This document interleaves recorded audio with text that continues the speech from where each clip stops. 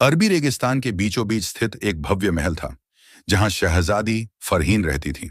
फरहीन अपनी अपार सुंदरता और ऐश्वर्य के लिए जानी जाती थी, लेकिन उसके अभिमान और कठोर स्वभाव की वजह से पूरे राज्य में लोग उससे डरते थे।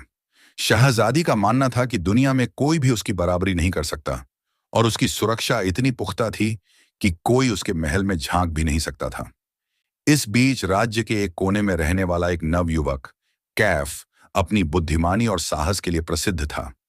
उसने शहजादी के अभिमान को चुनौती देने का निश्चय किया। वह जानता था कि सीधे तौर पर शहजादी से सामना करना असंभव है, इसलिए उसने एक योजना बनाई। कैफ ने कई दिनों तक शहजादी के महल का मुआयना किया। उसने देखा कि महल के चारों ओर सिपाहियों का कड़ा पहरा था। यहां तक कि रात को भी शहजादी के कमरे के चारों ओर उसके खास पहरेदार खड़े रहते थे। कैफ समझ गया कि इस अभेद्य किले में घुसना आसान नहीं होगा, लेकिन उसने हिम्मत नहीं हारी। एक दिन कैफ को पता चला कि शहजादी ने अपने महल में एक बड़ी दावत का आयोजन किया है। उसने दावत के दिन का इंतजार किया, क्योंकि ऐसे मौकों पर सुरक्षा में थोड़ी डील हो सकती थी। रात को जब महल रोशनी से जगमगा रहा था, कैफ चुपचाप महल के पिछले हिस्से की ओर गया।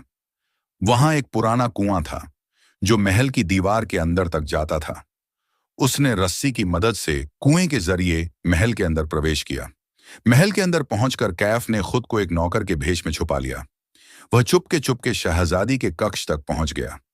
उस समय शहजादी अपनी दावत के बाद विश्राम कर रही थी। उसके कमरे में अनमोल खजानों और कीमती आभूषणों का ढेर लगा था, लेकिन कैफ की नजर उस शाही मुकुट पर पड़ी जो शहजादी के सिरहाने रखा हुआ था। वह मुकुट न केवल उसकी सुंदरता, बल्कि उसके अभिमान का भी प्रतीक था। कैफ ने अपनी चालाकी से पहरेदारों को चकमा दिया और मुकुट उठाकर चुपचाप बाहर निकल गया। महल से बाहर आते ही उसने मुकुट को रेगिस्तान की रेत में गाड़ दिया और अपने गांव लौट गया।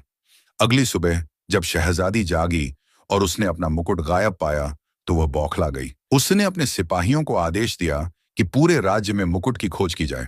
सिपाहियों ने हर जगह तलाश की, लेकिन मुकुट का कहीं पता नहीं चला।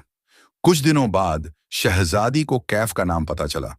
उसने कैफ को महल में बुलवाया और गुस्से में पूछा, तू कौन है जो मेरे महल में घुसकर मेरा मुकुट चुरा लाया? कैफ ने विनम्रता से उत्तर दिया, मैं कोई चोर नहीं, शहजादी। मैंने आपके अभिमान का प्रतीक छीनकर आपको यह दिखाने की कोशिश की है कि दुनिया में कोई भी चीज अभेद्य नहीं होती। आपके सख्त पहरे और आपके अभिमान ने आपको यह विश्वास दिला दिया था कि आप सबसे ऊपर हैं, लेकिन हर चीज का अंत होता है, चाहे वह सुरक्षा हो या अभिमान। शहजादी ने पहली बार अपनी हार स्वीकार की। उसने कैफ को ध्यान से देखा और महसूस किया कि उसका साहस और बुद्धिमानी उसे विशेष बनाती है। उसने कहा, तुमने मुझे मेरी गलती का एहसास कराया।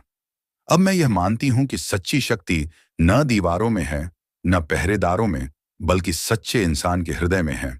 सीख, अभिमान और घमंड जितना ऊंचा होता है, उसे तोड़ने वाली बुद्धि और साहस भी उतने ही साधारण व्यक्ति में छिपी हो सकती है।